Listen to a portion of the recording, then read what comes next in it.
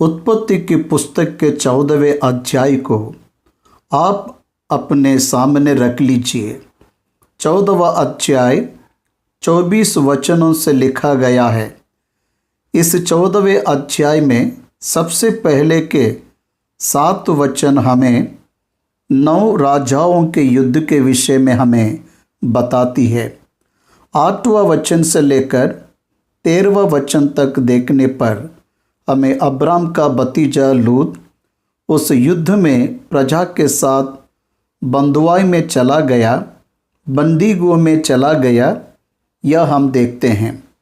जिसके बाद अब्राहम को समाचार दिया गया, तब अब्राहम ने अपने घर के 318 शिक्षित को लेकर उन राजाओं का पीछा कर उसके भाई के बेटे लूत को उसकी प्रजा को वापस लौटा ले आया। उस संदर्भ में परमेश्वर यहोवा ने उसको दी हुई विजय के द्वारा उसे दर्शन देने के लिए यीशु मसीह के स्वरूप में रहने वाला मलिकिसेदेक शालोम के राजा ने अब्राहम से भेंट की। वहाँ पर अब्राहम मलिकिसेदेक को दशमांश दे रहा है। सदोम के राजा ने अब्राहम से कहा, धन को अपने पास रखकर मनुष्य को मुझे दे तो काफ़ी है। परंतु अब्राहम ने इस बात को ना मानी। तू मेरे कारण धनी हुआ ऐसा न कहने पाए, इसलिए मैं ना सूत को ना जूती के बंधन को मैं ना लूँगा।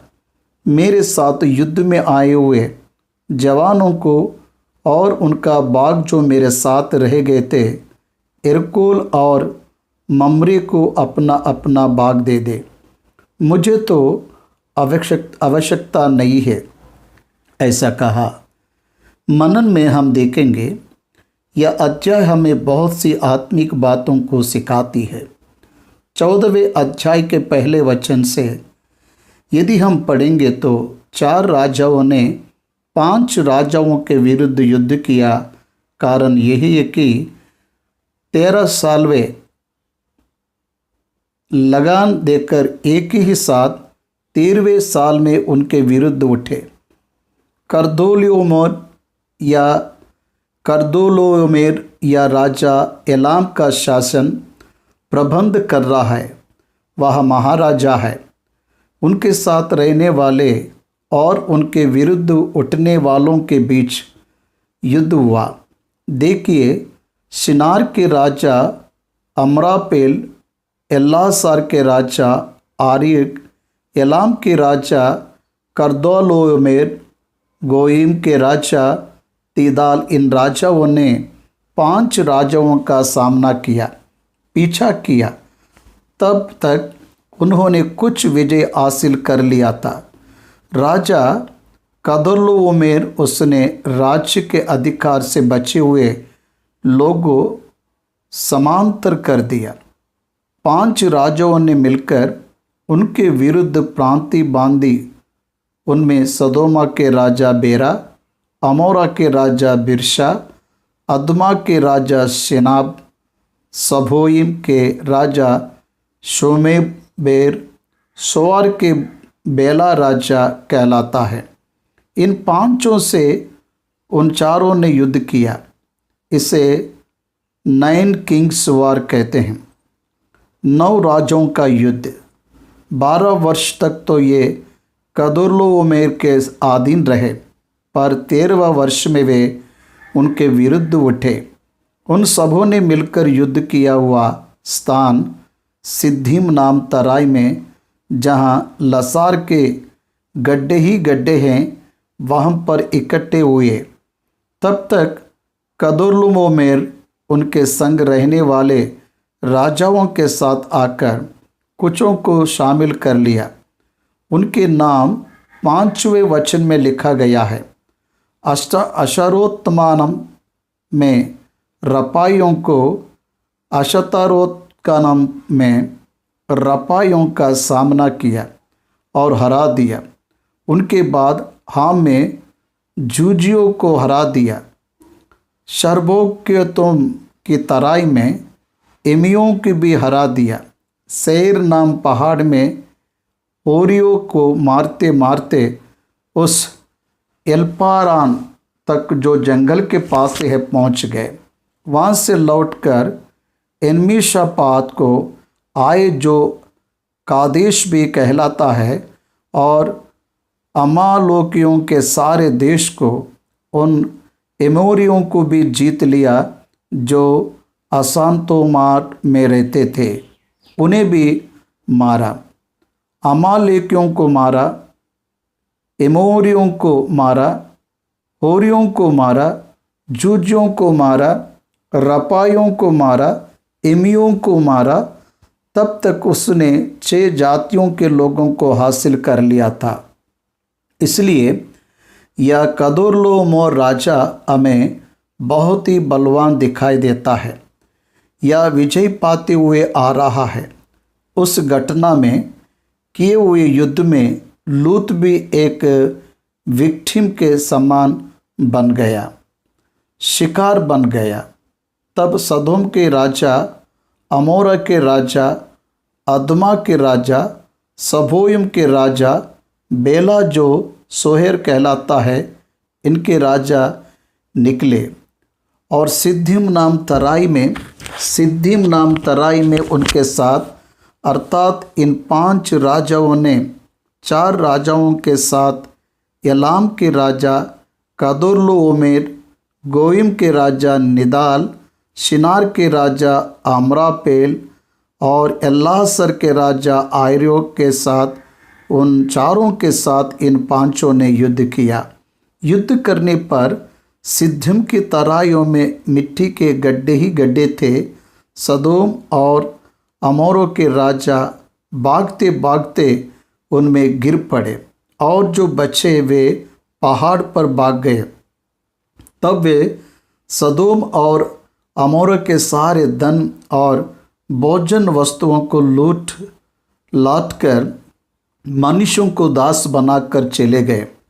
और अब्राहम का भतीजा लूत जो सदोम में रहता था, उसको भी धन समेत वे लेकर चले गए। यह घटना घटी।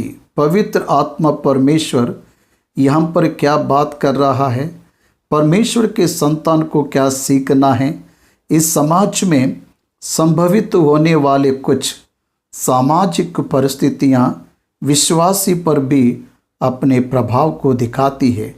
We can't escape. सोचिए कि एक बस की दुर्घटना हुई है। उस बस में सभी अविश्वासी रह सकते हैं। यदि एक विश्वासी, तो वह एक विश्वास भी उनके साथ की परिस्थितियों का सामना करता है। इसलिए जब इस दुनिया में विश्वास जीवित है तो मुझे समस्या नहीं आएगी, ऐसी भावना से नहीं रहना है। समाज में रहने वाली परिस्थितियाँ हम पर प्रभाव दिखाती है।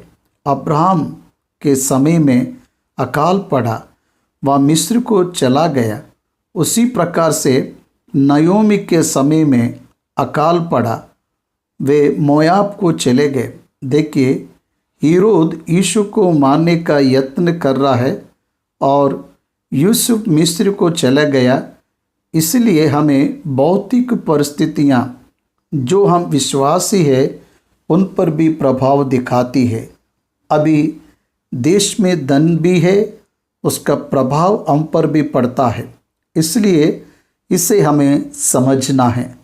ऐसे समय में ही एक दूसरे को प्रोत्साहित कर बचाए रहना, यही कलीसिया का कर्तव्य है। लूत विश्वासी है, अब्राहम भी विश्वासी है। लूत पर समस्या आई जब बंदीगृह में डाला गया, तब अब्राहम ने सहायता की। यह हमें मसीह कलीसिया में सीखने वाली विशेष बात है। एक की आवश्यकता के समय में एक की समृद्धि का उपयोग हो, इसलिए परमेश्वर उन्हें समृद्धि देता है। परमेश्वर का पैटर्न ऑफ गिविंग कैसा होता है कि परमेश्वर ने हमें दिया, ये हमारे अकेले के लिए नहीं, उसे बांटने के लिए हमें देता है। शेयरिंग, दूसरों से बांटने के लिए। यीशु ने 5 रोटी और 2 छोटी मछलियों के विषय 12 चेलों को दे दिया। उन्होंने दूसरों को बांटना प्रारंभ किया और वह विस्तृत होता गया। अपने पास उन्होंने रख नहीं लिया, उसे बांटना शुरू किया। वह विस्तृत होता गया। इसलिए विस्तृत होना यह दूसरों को बांटने के लिए है, परंतु अपने पास रखने के लिए नहीं है। यह मसीह कलीसिया को सीखना है। प्रभु पर विश्वास रखने वाले दूसरे भाइयों के प्रति और उनके समस्याओं में हमें शामिल होना है। उन्हें उस समस्याओं से निकालने के लिए हमें सिद्ध मन रखना आवश्यक है। अब्राहम ने यही किया। तब एक जन जो भागकर बच निकला था, उसने जाकर इब्री अब्राहम को यह समाचार दिया। अब्राहम मम्रे में है। मम्रे और एशकोल ये दोनों भाई हैं। उन्होंने अब्राहम के साथ मित्रता रखी। अब्राहम से मिलजुल कर रह रहे हैं। हो सकता है वे मिलकर व्यापार कर रहे हैं या फिर खेती कर रहे हैं। उनके पास 318 यूथ है। वे निपुण और कौशल है। They are trained boys, they were trained in war. वे सभी युद्ध में काम आने वाली शिक्षा को पाए हुए लोग हैं। उन्हें ले लिया और तुरंत ही वहाँ से निकला। लूत को छुड़ाने के उद्देश्य से अब्राहम निकला। उसके लिए कदोर्लाओमेर से युद्ध करने लगा। कदोर्लाओमेर का रिकॉर्ड ट्रैक यदि आप देखें तो मैंने इस उपदेश में बताया है, 6 राजाओं को अब तक मार चुका है। मारकर 5 राजाओं के विरुद्ध उठा, उन्हें भी मार दिया। इसका मतलब कदोर्लाओमेर की टीम ने लगभग 11 राज्यों पर विजय हासिल किया। बर्बारियंस नेचर, बर्बारियंस का धर्म, बर्बारियंस की नीति अर्थात चुरा लेना, आहार के पदार्थों को चुरा लिया, ह्यूमन रिसोर्स को चुराकर मनुष्यों को बंदी बनाकर बंदीगृह में डाल दिया। सभी कीमती वस्तुओं को भी चुरा लिया। सभी कीमती वस्तुओं को भी चुरा लिया। देश को तितर बितर कर चले जा रहे हैं। इसे आप देखेंगे तो अब्राहम बलवान शत्रुओं से मिलकर मुकाबला करने के लिए सिद्ध हुआ। भाइयों का प्रेम कितना महान है। एक बार आप देखिए, उसके भाई के लिए, उसके भाई के बेटे लूत के लिए अब्राहम स्पंदित हुआ। हम विश्वासी होकर स्पंदित हो रहे हैं क्या? एक भाई यदि परेशानी में है, एक भाई यदि समस्या में है, तो सुख से रहने वाले हम किस प्रकार की भावना को उनके प्रति रखते हैं? एक बार हमें अपने आप को परखना है।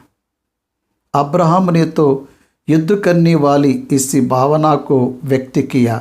13वां वचन में विशेष समाचार को पाया हुआ वह एमोरी के मम्रे स्थल में सिंदूर के वृक्ष में अब्राहम एशकोल और मम्रे के साथ वाचा बांधकर जीवित रहने वाले संदर्भ में यह सुनकर कि उसका भतीजा बंधुआई में गया है, अब्राहम ने अपने 318 शिक्षित युद्ध कौशल में निपुण दासों को लेकर दान तक उन राजाओं का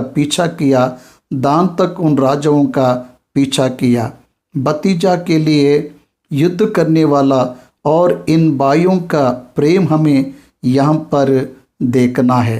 अपने दासों के अलग अलग दल बांधकर रात को उन पर चढ़ाई कर उनको मार दिया और होबा तक जो दमिश्क की उत्तरी ओर है उनका पीछा किया।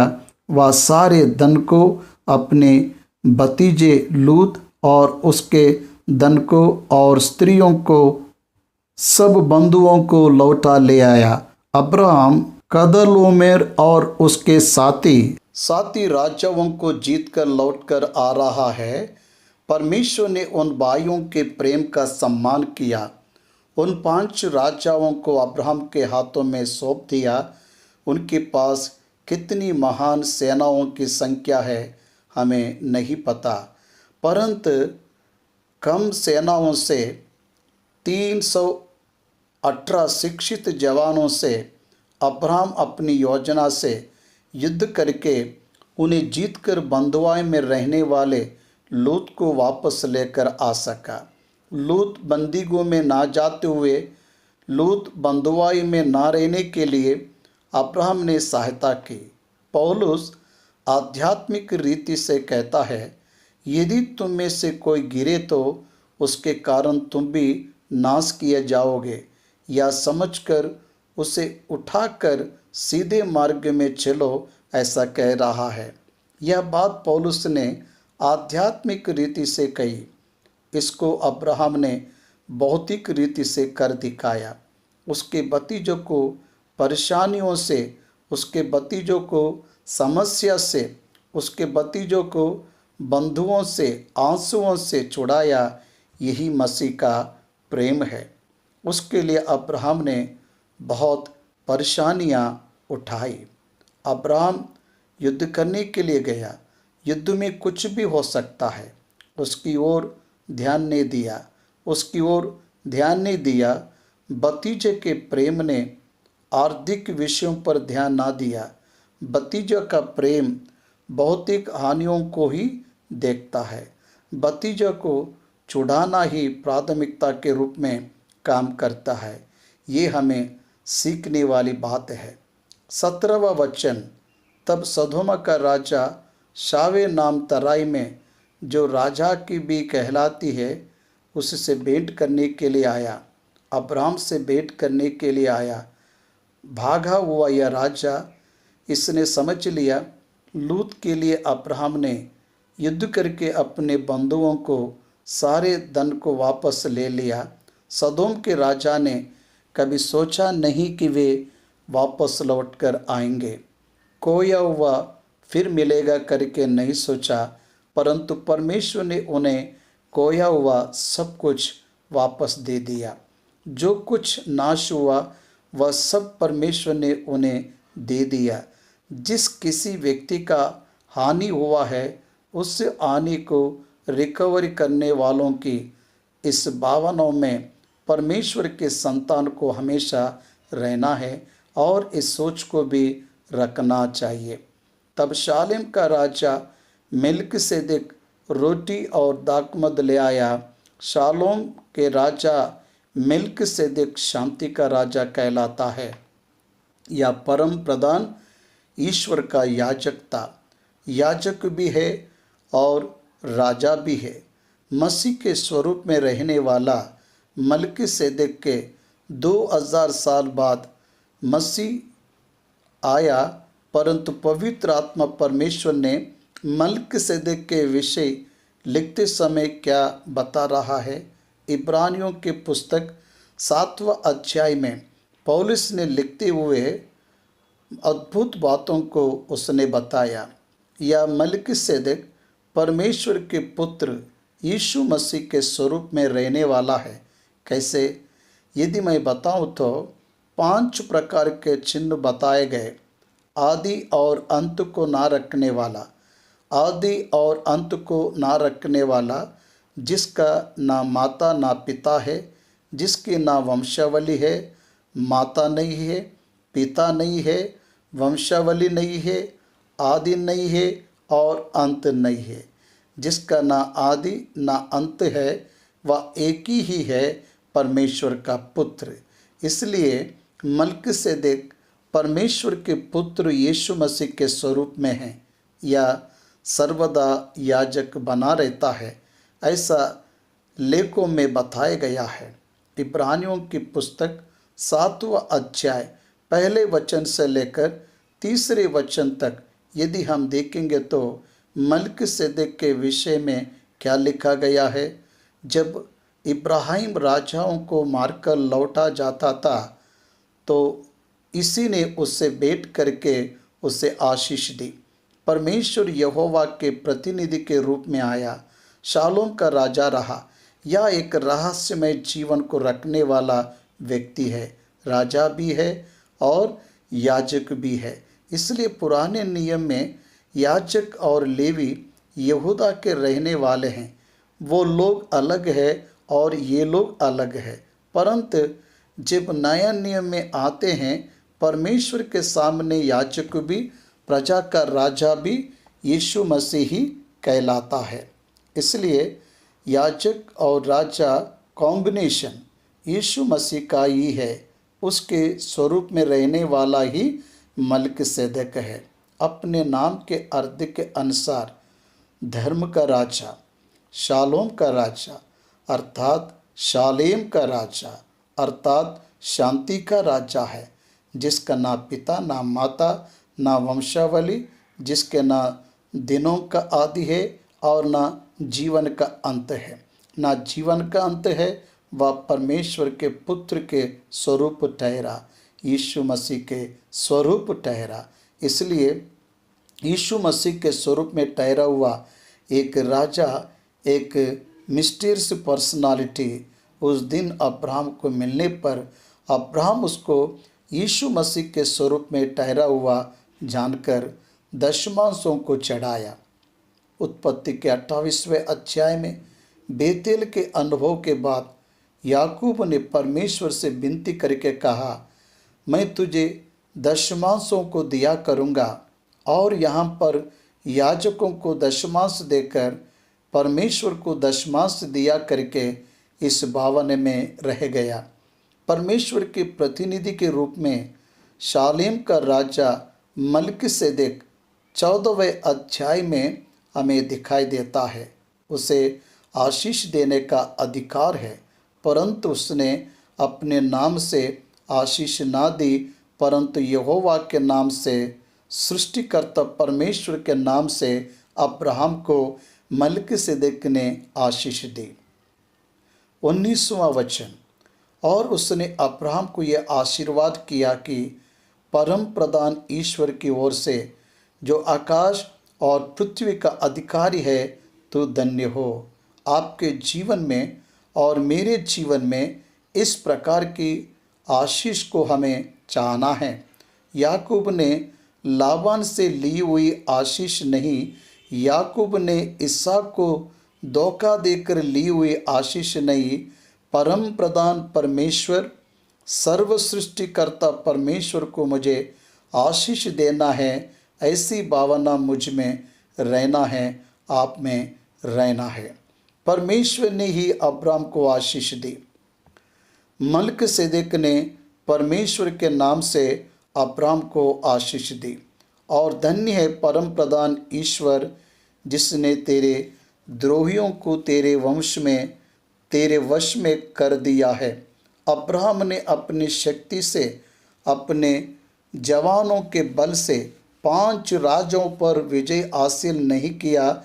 यहाँ पर भी परमेश्वर ने युद्ध में महान सहायता अद्भुत करने के द्वारा ही उन्हें किस प्रकार से सामना करके मारना है, यह ज्ञान और प्रणाली, युद्ध का रहस्य अब्राहम को परमेश्वर ने बताने पर ही अब्राहम ने विजय को हासिल कर सका।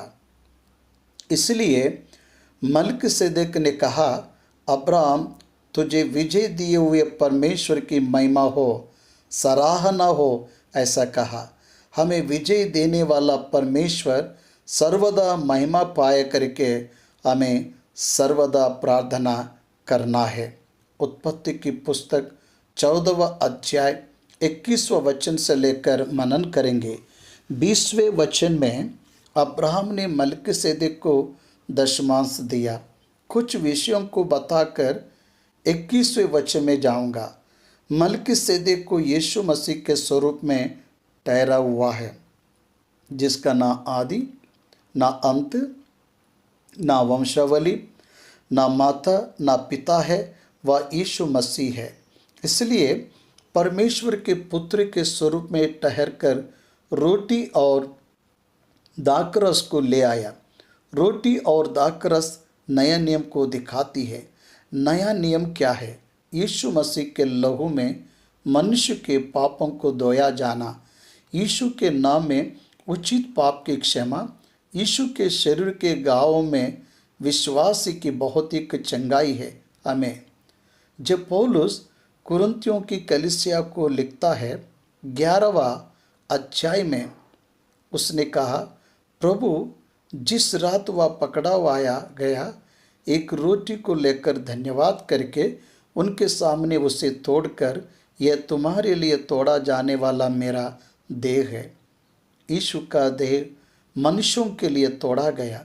एक कटोरे को हाथ में लिया, तुम्हारे लिए बहाए गए नहीं वाचा है। नया नियम यीशु मसीह के लहू द्वारा बनाया गया, पुराना नियम प्राणियों के लहू के द्वारा बनाया गया। नया नियम को परमेश्वर ने बनाया, पुराना नियम को मूसा ने लहू बहाने के द्वारा परमेश्वर के द्वारा पाया। इसलिए पुराना नियम नया नियम के लिए चिन्ह है, छाया है। इस नया नियम से संबंधित रोटी और दाखरस मलकीसेदेक ने अब्राहम के पास ले आया। अब्राहम को यीशु मसीह के लहू और देह में भाग लेने वाली विशेषता को मलकीसेदेक अब्राहम को स्मरण करवा रहा है। वह धन्यवाद की होकर अब्राहम ने उसको सबका दशमांश दिया। मलकीसेदेक ने अब्राहम को आशीष दी। यहोवा के द्वारा सर्वशक्तिमान परम प्रधान सृष्टिकर्ता का परमेश्वर तुझे आशीष देगा, ऐसा कहा। आशीष भौतिक नहीं है, आशीष आध्यात्मिक है। आशीष आंतरिक संबंधित नहीं है। इसलिए परमेश्वर देने वाली आशीष शांति, समाधान, धर्म, सत्य और न्याय से भरा हुआ रहता है। इसलिए मनुष्यों ने नहीं, उसके स्वयं के प्रयत्न, युक्ति और शक्ति ने नहीं, परमेश्वर ने अब्राहम को आशीष दी। इसलिए यह अब्राहम के लिए आनंद का कारण बना। अब्राहम को उसकी बुलाहट को अच्छे से यह वचन दर्शा रहा है। इस विशेषता की तुलना करके देखने पर परमेश्वर उसके संग है। यह बात समझने के लिए उपकृत है। यहोवा के हाथों तूने विजय को हासिल किया है। तुझे जय देने वाला परमेश्वर यहोवा ही है। ऐसा मलकीसेदेक ने विजय के रहस्यों का वर्णन अब्राहम को बताया। एक बात को स्मरण रखिए, जो कुछ मनुष्य पा रहा है वह परमेश्वर के अनुग्रह के द्वारा ही है। तो भौतिक रीति से परमेश्वर अपने अनुग्रह को मनुष्य को दे रहा है।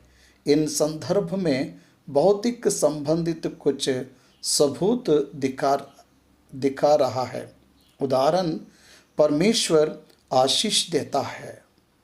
वह आशीष मनुष्यों के द्वारा हम तक को पहुंचती है। पवित्र शास्त्र को परमेश्वर ने दिया, परंतु मूसा ने उसे ले आया। वहाँ पर मनुष्य दिखाई देता है। इस्राएली प्रजा को 40 साल बिना युद्ध परमेश्वर नहीं बचाया, परंतु सुलेमान को वहाँ पर राजा जैसा दिखाया।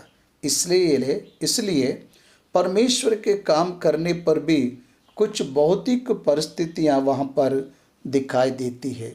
उसी प्रकार से यहाँ पर मलकीसेदेक एक मनुष्य के समान दिख रहा है, परंतु आशीष परमेश्वर की ओर से आ रहा है। इसलिए तो परमेश्वर के द्वारा आशीष पाएगा। तुझे मिला हुआ विजय परमेश्वर ने ही दिया है। विजय को परमेश्वर ने दिया, परंतु विजय लाते हुए 3 भाई दिखाई दे रहा है, आनेर, एस्कोल, ममरे और अब्राहम के साथ रहने वाले 318 का समूह। वे युद्ध कर रहे हैं ऐसा दिखाई देता है, परंतु युद्ध को परमेश्वर ने ही किया है। युद्ध का प्रतिफल परमेश्वर ने दिया, यह हमें कभी नहीं बोलना है। उसके बाद 21 वचन में, तब सदोम के राजा ने अब्राम से कहा, मनुष्यों को तो मुझे दे, और धन को अपने पास रख। सदोम का राजा बहुत धन्यवाद दिखा रहा है। उसने परिवार को पाना चाहा। उसने खोई हुई संपत्ति फिर वापस लेना ना चाहा। ध्यान दीजिए, अब्राहम ने परमेश्वर को धन्यवाद दिया। अब्राहम को सदोम के राजा ने धन्यवाद दिया। कितना अजीब है। देखिए, अब्राहम ने परमेश्वर को धन्यवाद करके दशमांश दिया तो तुरंत ही उसे विस्तार लाभ का अवसर वहाँ पर आ गया। सदोम के राजा ने अब्राहम से कहा, धन तो अपने पास रख, परंतु मनुष्यों को मुझे दे दे। अब्राहम धर्मी है। अब्राहम ने उस विषय को ना माना। अब्राहम धन के प्रति, संपत्ति के प्रति इस प्रकार के सोच को रखता है। बहुत स्पष्ट रूप से हर विश्वासी को धन के प्रति अच्छे विचार, उत्तम विचारों को रखना है। दुनिया को धन का दास नहीं बनना है, धन को विश्वासी का दास बनना है। याद रखिए, धन के अधीन रहने वाला धन का दास बनता है। धन का शासन करने वाला ही परमेश्वर का दास बनता है। जब धन अपने अधीन रहता है, वह अच्छा दास बनता है। हमें उसका मालिक बनकर उसका उपयोग करना है। परंतु धन को यदि मालिक बनाए तो वह बुरा मालिक बन जाता है। यह अब्राहम जानता है। अब्राहम का हृदय धन के प्रति आशा लगाए नहीं है, इच्छा नहीं है। आशीष के प्रति आशा है, परंतु आया हुआ धन आशीष है, यह भावना अब्राहम में नहीं है। ये कितनी मसीह लोगों में है। धन को पाना, संपत्ति को पाना विशेष नहीं है, पाने वाला मार्ग विशेष है। इसलिए how you are earning is important, how much you earned is not important. तुमने कितना कमाया या नहीं, परंतु कैसे कमा रहे हो, यही प्रश्नार्थक है, यही कंसिडरेशन है, कंसिडरेशन में लिया जाता है। इसके द्वारा ही तुम्हें प्रतिफल मिलेगा या दंड मिलेगा या निर्णय लिया जाएगा। इसलिए अब्राहम को सदोम के राजा ने अपनी सारी संपत्ति को, आक्रमित धन को फिर वापस लाया हुआ सब देने के लिए इच्छुक हुआ। मनुष्यों को मुझे दे तो काफ़ी है, ऐसा कहा। उसकी प्रजा को सदोम का राजा कितना प्यार करता है।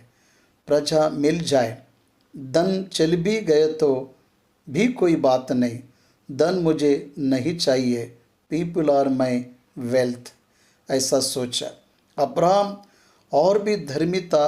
अब्राहम तो जो कुछ तेरा है उसमें से ना तो मैं एक सूत और ना जूती का बंधन ना कोई और वस्तु लूँगा, कि तू ऐसा ना कहने पाए कि अब्राहम मेरे कारण धनी हुआ, कि तू ऐसा ना कहने पाए कि अब्राहम मेरे कारण धनी हुआ। अब्राहम ने एक निंदा को अवसर देने के लिए भी इच्छा ना की। अब्राहम कैसे भी धनी बनेगा, अब्राहम कैसे भी आशीष पाएगा, अब्राहम का प्रतिफल कैसे भी विस्तृत होगा, यह अब्राहम जानकर अपनी यात्रा में चल रहा है। आज कितने मसीहों को हम आशीष पाएंगे, यह बात पता है।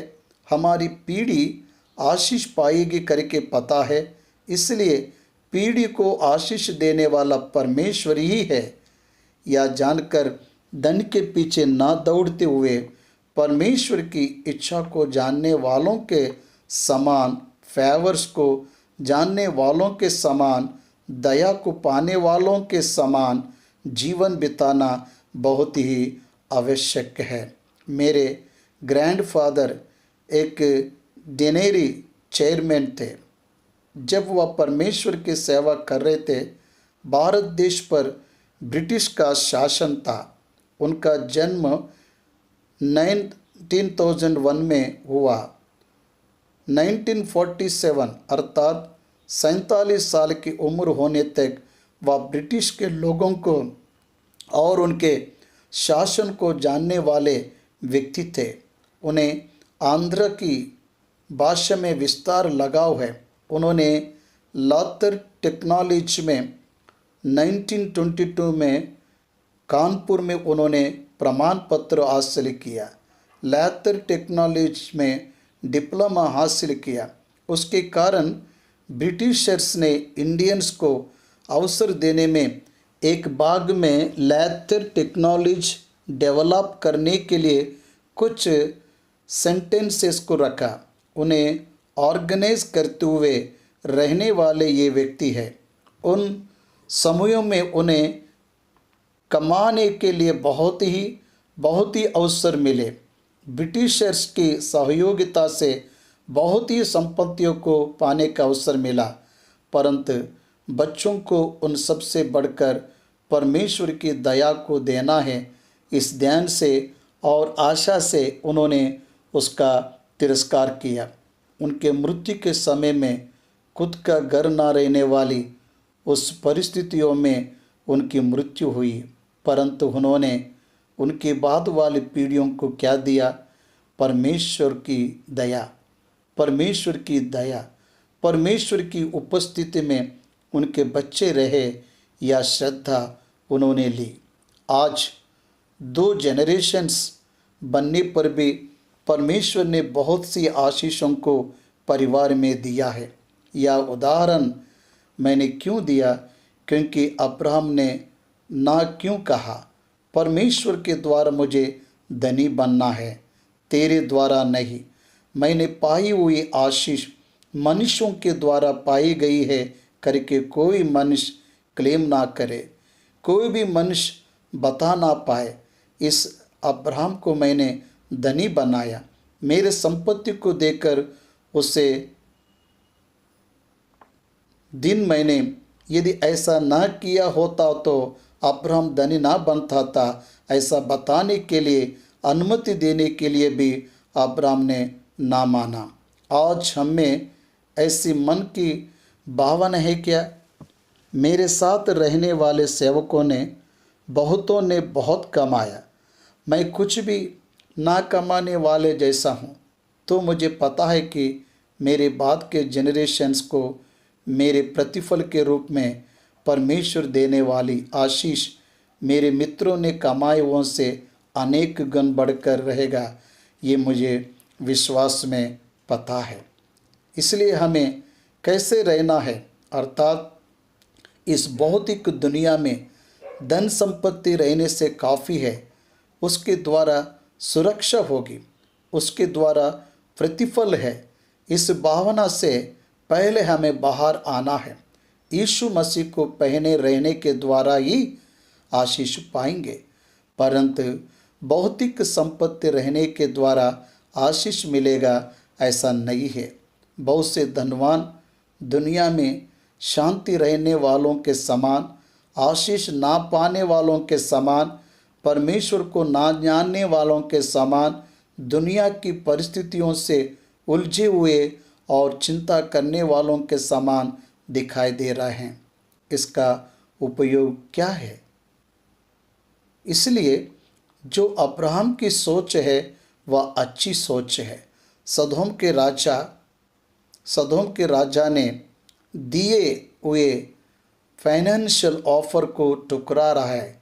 आपको बहुत बड़ी आर्थिक लाभ की देवी आपके सामने रखकर उसे स्वाधीन करने को कहे तो मुस्कुराते हुए उसे ठुकरा सकते हो क्या? मुस्कुरा कर ठुकरा सकते हो क्या? मेरे जीवन में ऐसी बहुत सी घटना हैं, परंतु परमेश्वर ने मुझे किसी बात की कमी घटी नहीं होने दी। मेरी आवश्यकताओं को मैंने किसी को ना बताते हुए परमेश्वर ने उन सभी को अपनी दया कृपा से पूरा किया।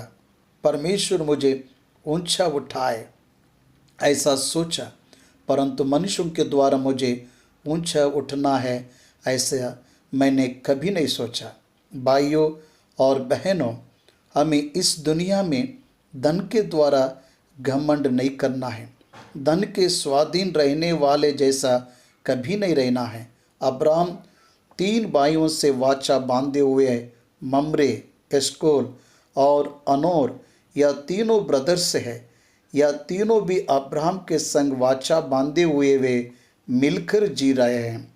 अब्राहम उस समय में मम्रे के सिंदूर वृक्ष के वनों में रहा। वहाँ पर उसने अपना मुंह ढक लिया, तंबू डाल लिया, उनके साथ मिलकर जीवन बिता रहा है। उनके साथ मिलकर व्यापार को आगे बढ़ा रहा है। उनके साथ मिलकर खेती को आगे बढ़ा रहा है। इसलिए उनके साथ मिलकर वह युद्ध में आ सका। How great to have that kind of friends with us. उतने महान मित्रों को रखना ये हमारे लिए कितना अच्छा है। अब्राहम के भाई का बेटा लूत बंधुआई में चला गया। अब्राहम हम जाएंगे करके कह रहा है, या कहने पर ही वह तीनों ब्रदर्स निकलने को तैयार हुए। इससे हमें क्या लेना देना, ऐसा उन्होंने नहीं सोचा। इसलिए मित्रता में रहने वाली वह मधुरता वहाँ पर वे अनुभव कर रहे हैं। प्रभु के बच्चे, उनकी मित्रता कितनी मधुर होती है उन्हें समझ आया। अब्राहम की मित्रता ने ममरे में, एशकोल में, अनोर में अब्राहम के प्रति ममता को अद्भुत रीति से बढ़ाया। इसलिए वे भी युद्ध के लिए निकल गए। अब्राहम के घर निपुण सेना है, 318 जवान लोग। उनमें से एक को भी ना खोते हुए अब्राहम ने युद्ध में विजय हासिल किया। अब्राहम के युद्ध में विजय पाने का कारण परमेश्वर ही है। इसलिए 318 जवानों में से एक भी ना मरते हुए सभी जीवित है। इसलिए परमेश्वर के बच्चे परमेश्वर के प्रेम से, परमेश्वर के कामों के करने के लिए, परमेश्वर की इच्छा को पूरी करने के लिए परमेश्वर उनके साथ रहेगा। यह बात यहाँ पर हमें समझ आ रहा है। तब अब्राहम परमेश्वर के सामने, मेरे हाथों को उठाकर मैं शपथ खाता हूँ, मैं तुम में से कुछ ना लूँगा, ऐसा कहा। परमेश्वर के सामने हाथ उठाकर क्यों शपथ खाना है? कहने पर अब्राहम की सोच है कि परमेश्वर मुझे देख रहा है, परमेश्वर मुझे देख रहा है, मैं परमेश्वर को देखते हुए शपथ खाता हूँ। यहाँ पर अब्राहम की आध्यात्मिक दृष्टि कितनी सच्ची है।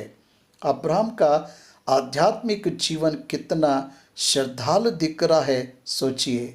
मैं हाथ उठाकर उसके सामने शपथ खाता हूँ, मैं मनुष्यों के द्वारा आशीष पाने के लिए मानने वाला मेरा कैरेक्टर नहीं है, ऐसा डिक्लेयर किया।